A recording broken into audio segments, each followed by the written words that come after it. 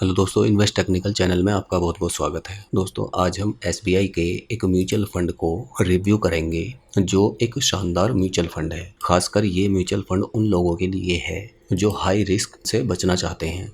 Mutual fund schemes actually अलग अलग तरह की होती हैं।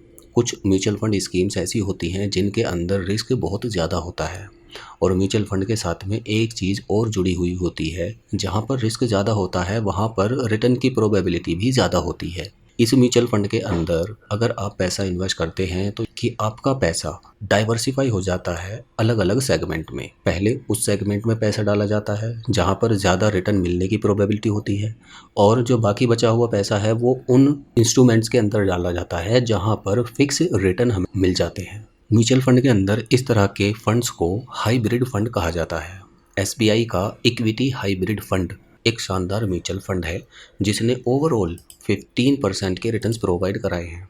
पिछले 5 साल में भी इसके रिटर्न 14.48% के हैं।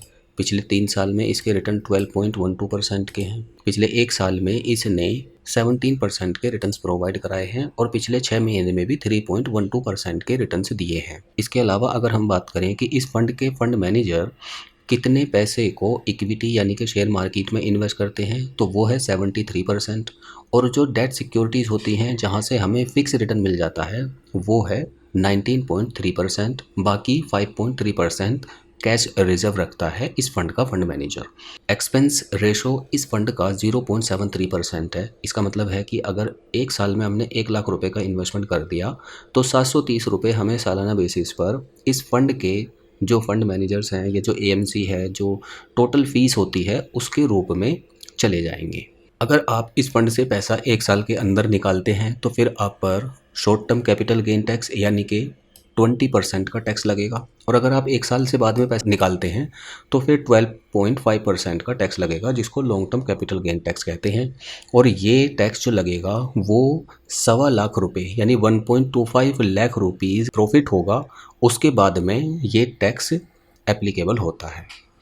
अब दोस्तों ये जानते हैं अगर हम इस म्यूचुअल फंड के अंदर मान लीजिए मंथली बेसिस पर मात्र 5,000 रुपये महीने की एसआईपी कर देते हैं और जैसे इसके रिटर्न्स हैं 14% के, अगर हम यही एक्सपेक्ट करके चलें कि आगे आने वाले टाइम में भी हमें 14% के रिटर्न्स प्रोवाइड करा देगा तो उस केस में अगर हम बात करें दोस्तों अगले 5 साल में तो 5 साल में हमारा टोटल पैसा जो इन्वेस्ट होगा वो 3 लाख रुपये होगा जबकि हमें एस्टिमेटेड रिटर्न्स जो मिल जाएंगे वो 1,36,000 रुपये के होंगे और फाइनल हमारा अमाउंट कितना हो जाएगा 4,36,000 रुपये। इसी तरह से अगर हम मान लीजिए इस इन्वेस्टमेंट को 10 साल के टाइम पीरियड के लिए करते हैं तो 6 लाख रुपये टोटल हमारा इन्वेस्टमेंट हो जाएगा। लेकिन अब जो हमें रिटर्न मिलेंगे वो 7,10,457 रुपये के मिलेंगे और टोटल हमारी वैल्यू कितनी हो जाएगी 13,10,457 रुपये। म्यूचुअल फंड के अंदर दोस्तों जब भी आप पैसा इन्वेस्ट करें तो आप ये ज़रूर सोचकर इन्वेस्ट करें कि जितने ज़्यादा टाइम तक आप इन्वेस्टेड रहेंगे उतना ही आपका पैसा तेज़ी से ग्रो होगा और वो कंपाउंड इफेक्ट जो हमें देखने को मिलता है वो 10 साल के बाद में ही देखने को मिलता है। अब शुरू के 10 साल में जो हमारा पैसा ग्रो हुआ वो 7,10,000 रुपये हुआ, लेकिन अगले 10 साल की अगर हम बात करें यानी कि 20 साल तक अगर आप इन्वेस्टेड रहते हैं तो आपका टोटल पैसा इन्वेस्ट कितना होगा अगले 10 सालों में 6 लाख रुपये। लेकिन अब जो आपको एस्टिमेटेड रिटर्न्स मिलेंगे वो 53,81,000 रुपये के मिलेंगे। तो ये होता है कंपाउंड इफेक्ट का जादू, यानी जितने टाइम तक आप इन्वेस्टेड रहेंगे अपने पैसे पर उतना ही ज़्यादा आपको दोस्तों कंपाउंड इफेक्ट का जो जादू है वो देखने को मिलेगा। इसी तरह से अगर हम इस फंड को मान लीजिए 30 साल के लिए छोड़ देते हैं तो उस केस में मात्र 5,000 रुपये की एसआईपी से हम 2,77,00,000 रुपये इकट्ठा कर सकते हैं। टोटल हमारा पैसा अगले 30 साल में 18 लाख रुपए इन्वेस्ट होगा जबकि जो हमें एस्टिमेटेड रिटर्न्स मिलेंगे वो 2,59,85,000 रुपये के मिलेंगे और फाइनल हमारी वैल्यू कितनी हो जाएगी 2,77,85,000 रुपये की।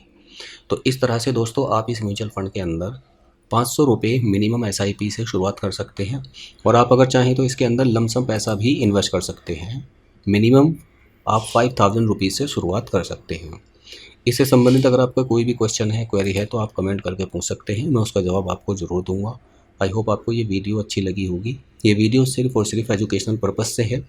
आप जब भी किसी भी म्यूचुअल फंड के अंदर इन्वेस्टमेंट करें तो आप खुद से अपनी एनालिसिस करें या किसी फाइनेंशियल एडवाइज़र से भी आप सलाह ले सकते हैं किसी भी म्यूचुअल फंड में इन्वेस्टमेंट करने से पहले। धन्यवाद।